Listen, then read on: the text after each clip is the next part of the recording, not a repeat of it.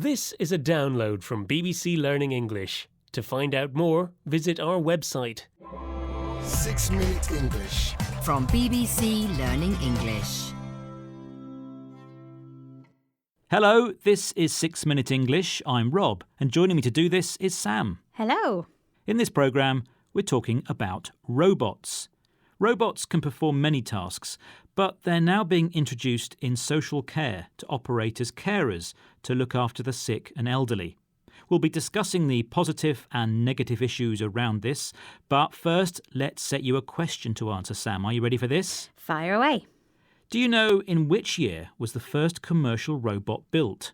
Was it in A, 1944, B, 1954, or C, 1964? They're not brand new inventions, so I'll go for 1954. OK, well, I'll tell you if you're right or wrong at the end of the programme.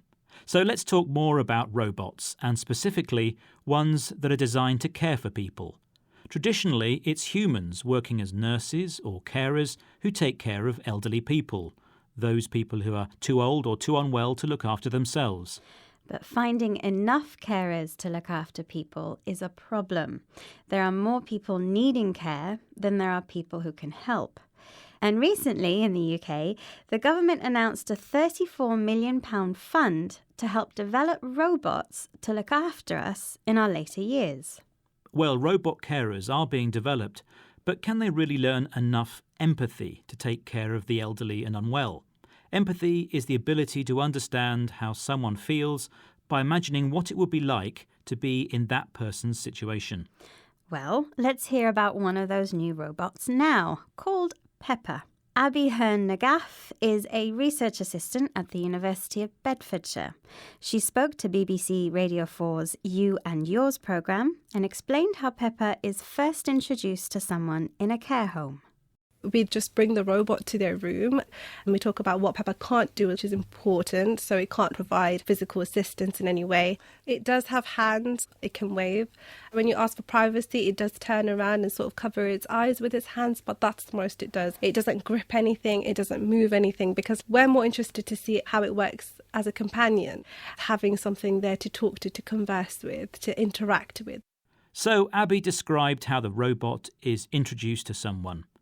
She was keen to point out that this robot has limitations, things it can't do. It can wave or turn round when a person needs privacy, to be private, but it can't provide physical assistance. This means it can't help someone by touching or feeling them. But that's okay, Abby says.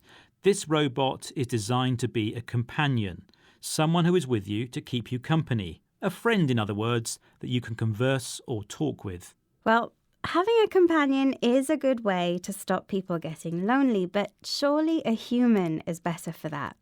Surely they understand you better than a robot ever can. Well, innovation means that robots are becoming cleverer all the time. And, as we've mentioned, in the UK alone, there's a growing elderly population and more than 100,000 care assistant vacancies. Who's going to do all the work? I think we should hear from Dr. Sarah Wooden, a health researcher in independent living from Leeds University, who also spoke to the BBC's You and Yours programme. She seems more realistic about the introduction of robot carers. I think there are problems if we consider robots as replacement for people. We know that money is tight. If robots become mass-produced, they could be large institutions where people might be housed and abandoned to robots.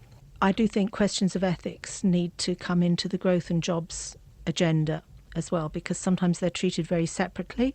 OK, so Sarah Woodin suggests that when money is tight, meaning there's only just enough, making robots in large quantities or mass-produced might be a cheaper option than using humans. And she says people might be abandoned to robots. Yes, abandoned means left alone in a place, usually forever. So she says it might be possible that someone ends up being forgotten and only having a robot to care for them. So is this right, ethically? Yes, well, she mentions ethics. That's what is morally right. And that needs to be considered as part of the job's agenda. So we shouldn't just consider what job vacancies need filling, but who and how it should be done. And earlier I asked you, Sam, did you know in which year was the first commercial robot built? And you said... I said 1954. Well, you didn't need a robot to help you there because you are right. Yay. Well done. Now let's do something a robot can't do yet, and that's recap the vocabulary we've highlighted today, starting with empathy. Empathy is the ability to understand how someone feels by imagining what it would be like to be in that person's situation.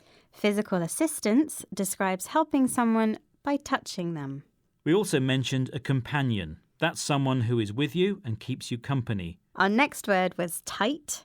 In the context of money, when money is tight, it means there's not enough. Abandoned means left alone in a place, usually forever. And finally, we discussed the word ethics. We hear a lot about business ethics or medical ethics, and it means the study of what is morally right. OK, thank you, Sam. Well, we've managed to get through 6 Minutes English without the aid of a robot. That's all for now, but please join us again soon. Goodbye. Bye-bye, everyone. 6 Minute English. From BBC Learning English.